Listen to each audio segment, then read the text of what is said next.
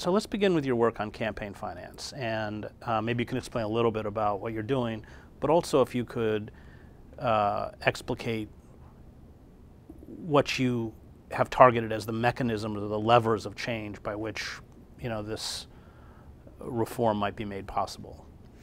Yeah, I think there are three moving parts. And one is the president, the second is Congress, and the third is a part of the Constitution people like to ignore, which is the convention clause in the amending provision.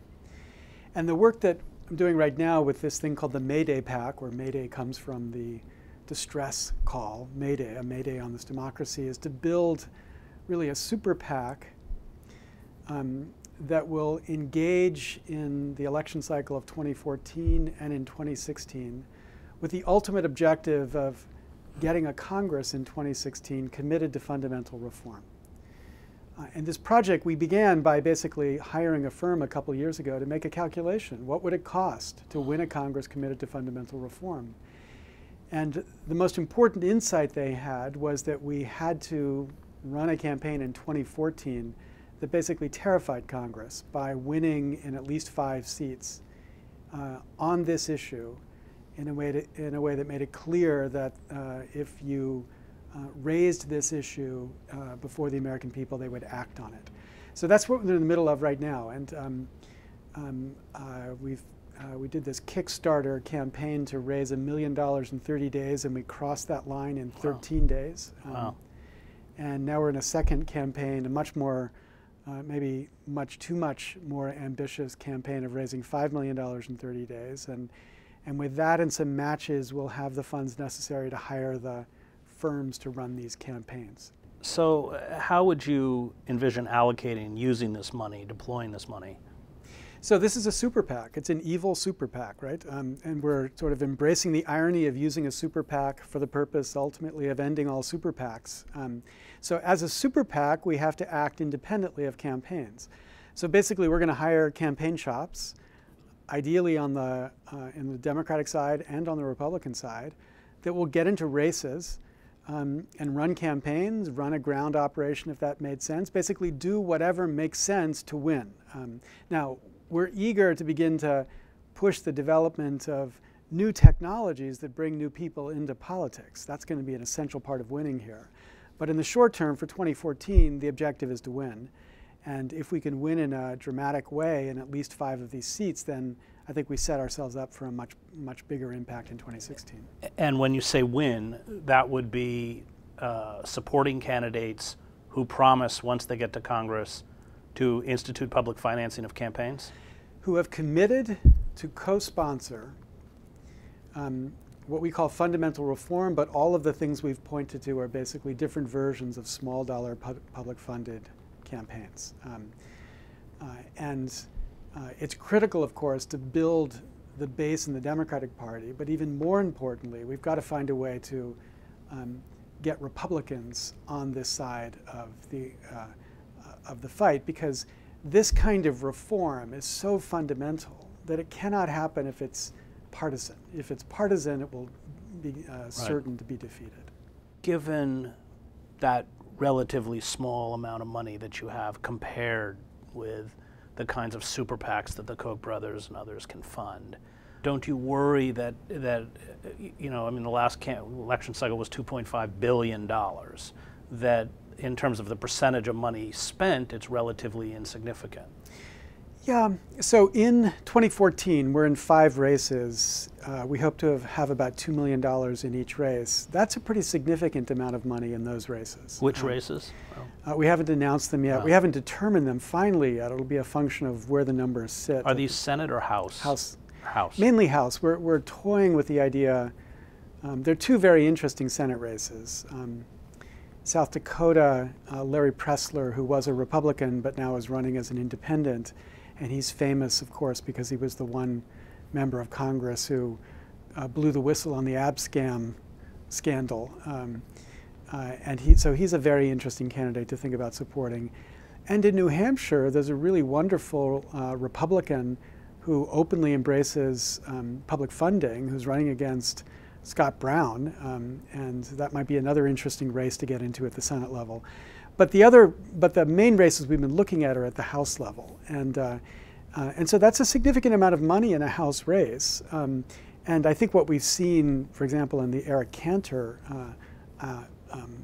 surprise, is that if the message is right and it resonates with people in a way that I think this message does, it's not actually going to take a lot of money to begin to line up people on the right side of this issue. How do you handle candidates like Barack Obama, who did talk about public financing in 2008, along with many other issues, including closing Guantanamo and revisiting NAFTA, et cetera, rolling back the egregious violations of civil liberties under Bush. And then once he got into office, these turned out to be, essentially lies, public relations gimmicks in order to win an election. But he had no intention, we know, because he immediately brought in Larry Summers and others.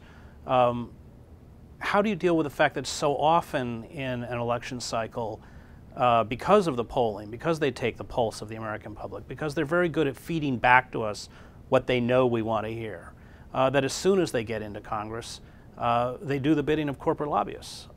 Yeah, maybe that's what would happen. But I don't see the alternative to electing people who have committed to a pretty simple task. I mean, simple in the sense it's clear whether they do it or not. I'm not talking about people committing to voting for something. They're committing to co-sponsoring something. So that's about sending a letter on the first day to the sponsor of a bill and say, please join me to your bill. And if we can build a majority in the House and a supermajority in the Senate who've committed to this kind of reform, then I think we have a real shot of pushing it. Now, obviously, 5 races in 2014 isn't going to create the political movement to do it.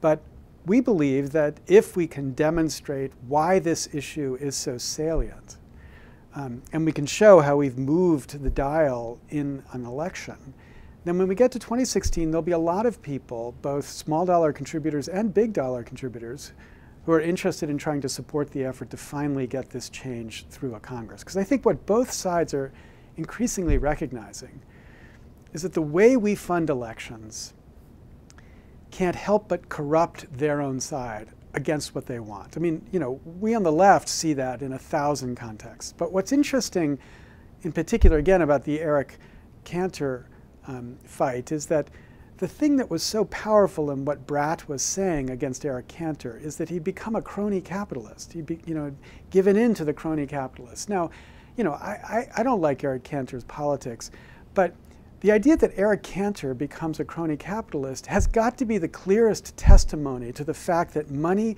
is an impossible force to resist inside of the current system.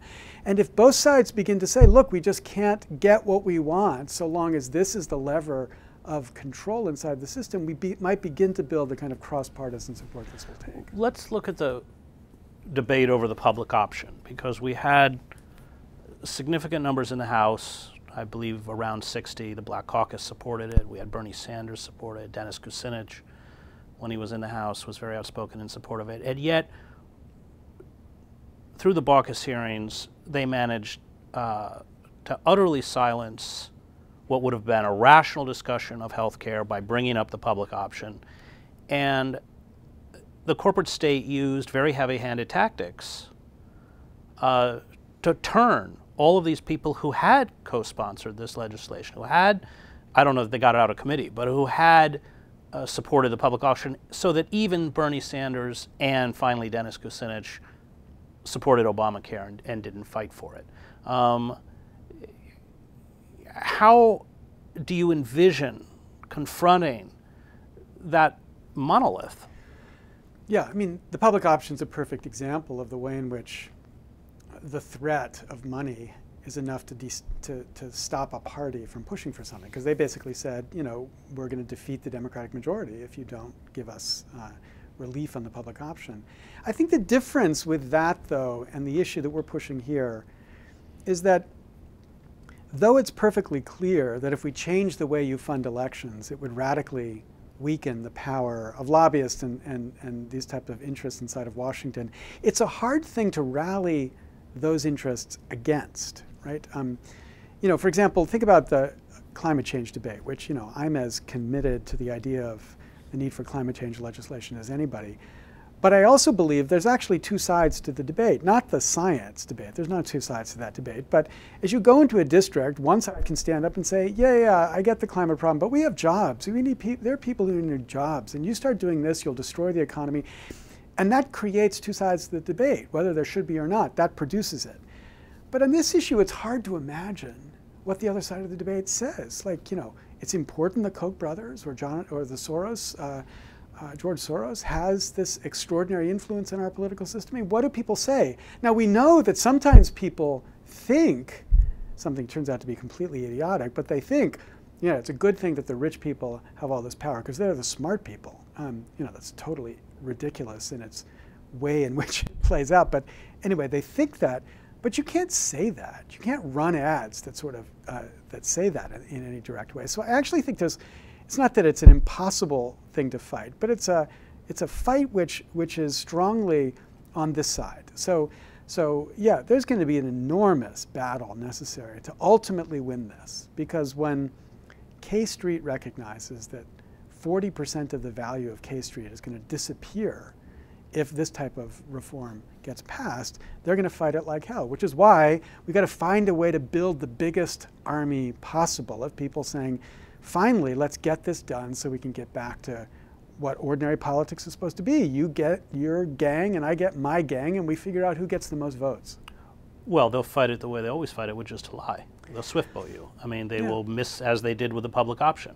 Yeah. Death panels, you can't choose your own doctor, and they have such a huge megaphone that they can create false perceptions. That's what they're quite skillful at. Yeah, they will do all that.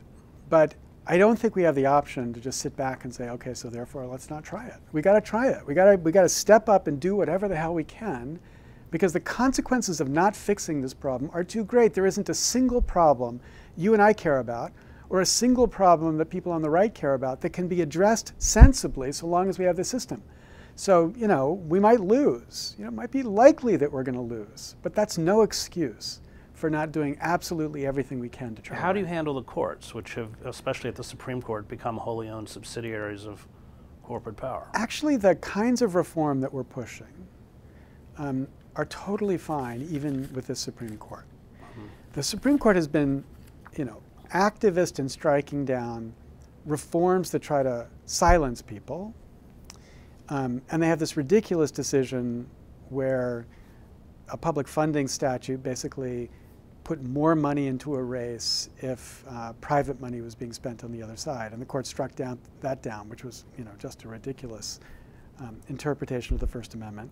But even that court has consistently affirmed the idea that you can create basically public funding schemes. And this public funding scheme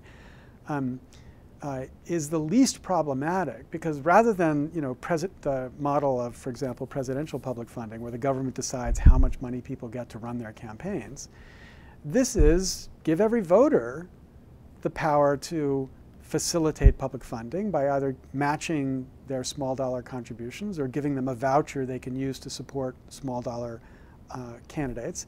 Those are completely constitutional, even with the Supreme Court. Now, they could make up a whole new, you know, theory, but I actually don't think that's what they would do. I think that as long as it were voluntary, at least in the way it was structured, they would uphold this. And how would public financing look to you of campaigns? So in my ideal vision of public financing, you basically give every voter a voucher, and you say candidates can take those vouchers if they agree to take only those vouchers, plus maybe small contributions of up to $100. So in my book, I described a $50 voucher. You know, and $50 per voter is $7 billion, which is about 3 times the amount raised and spent in the last congressional election. So it's real money, but the critical thing is it's real money that's spread out across all the voters. Because in my view, the central problem to the current system is that we have outsourced the funding of campaigns to the tiniest fraction of the 1%.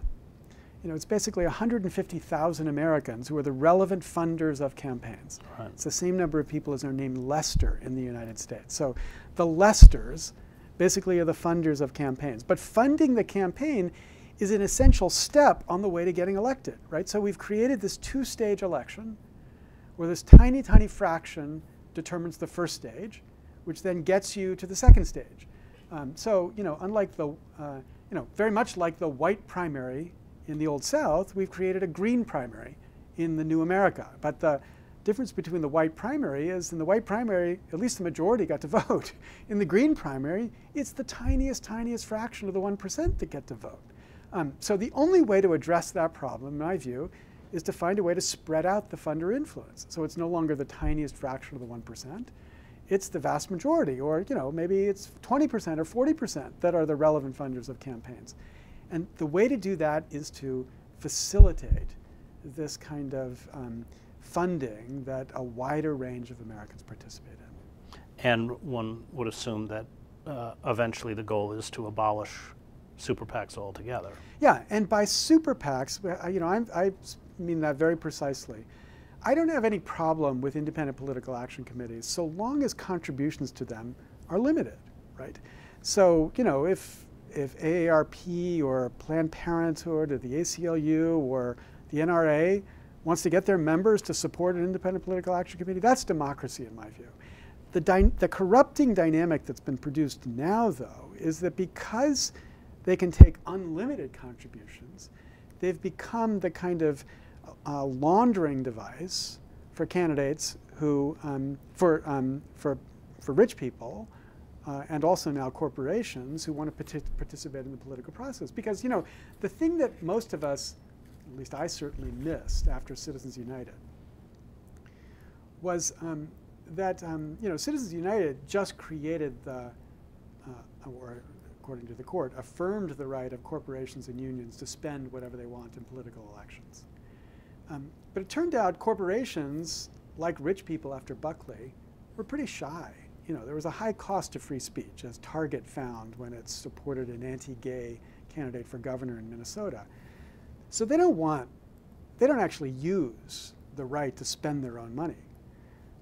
It was only after the DC Circuit created the super PAC by saying that limits on independent political action committees also had to be abolished, that they began to give their money to the Independent Political Action Committee, so that the Independent Political Action Committee becomes, the super PAC becomes the device that engages in political action. And because of the really outrageous transparency rules which the FEC has imposed here, corporations can now give their money to a C4, this nonprofit entity, and the C4 can give its money to the super PAC, and you have no idea who's actually giving the money to the super PAC. So dark money has risen dramatically in 2012. It'll be much higher in 2014. And that's because of the structure of the super PAC. So yes, eliminate super PACs in the sense of entities that can take unlimited contributions, but there's no problem with independent political action committees or any entity that can take small contributions as a way to facilitate democratic organization.